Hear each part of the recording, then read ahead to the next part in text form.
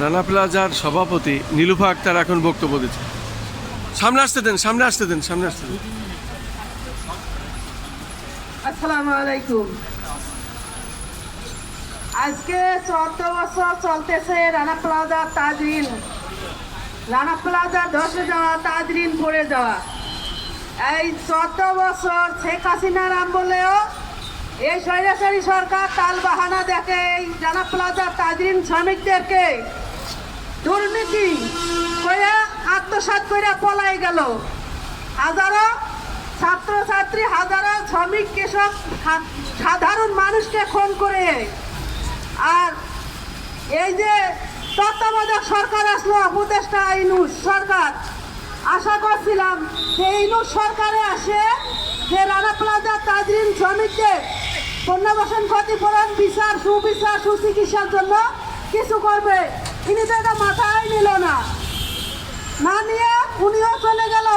আসলো নতুন সরকার, আমাদের বিএনপি সরকার, 3 বাহিনীর প্রধান তারেক জিয়া, আমাদের তারেক জিয়ার স্ত্রী বেগম খালেদা জিয়া, 3 বারের মন্ত্রী খালেদা জিয়া, উনিও বলছিল যে আমি যখন রানা প্লাজা তাজরিন ধসে যায়, উনি রানা প্লাজার শ্রমিকদের কাছে নিয়ে প্রোগ্রাম করে বলছিল যে আমি যদি ক্ষমতায় যাই তাহলে আমি রানা প্লাজা তাজরিন শ্রমিকদের পুনর্বাসন, ক্ষতিপূরণ আর সুচিকিৎসার কিছু ব্যবস্থা করব আমি যদি ক্ষমতায় আসি। তা আশা করি তারেক জিয়া, আমাদের নতুন সরকার ক্ষমতায় আসছে, এখন পর্যন্ত এই রানা প্লাজা তাজরিন শ্রমিকদের উনি অনেক কিছু প্ল্যান করে করতেছে, কিন্তু আমাদের শ্রমিকদের বিষয় উনি কোনো কিছুই মাথায় নিতেছে না।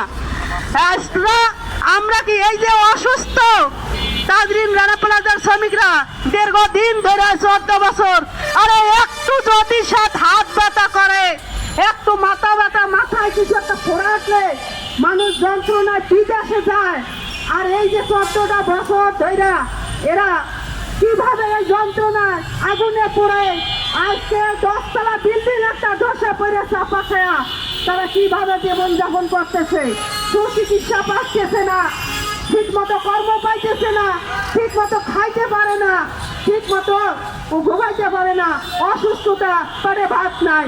ওরা কিভাবে জীবন করতেছে, ঈদ চাইতেছে, তাদেরও তো একটা পরিবার আছে, বাচ্চা কাচ্চা ছিল, তাদেরকে এ পর্যন্ত কোনো সরকার চোখ দিয়ে দেখলো না, কোনো খোঁজ খবর নিতেছে না। যখন যারা ইলেকশন আছে তখন সবাই বড় বড় ভাষণ দেয় যে আমরা দেখো, আমরা ওদের পাশে দাঁড়াবো, ওদের জন্য আমরা জীবন দেবো। জীবন দেওয়া তো ধরে থাক, যখন ক্ষমতায় আসে তখন নতুন নতুন প্ল্যান হয়ে যায়, আর এই শ্রমিকদের কোনো মূল্যায়নে নাই, শ্রমিকরা মূল্য না বাঁচলো।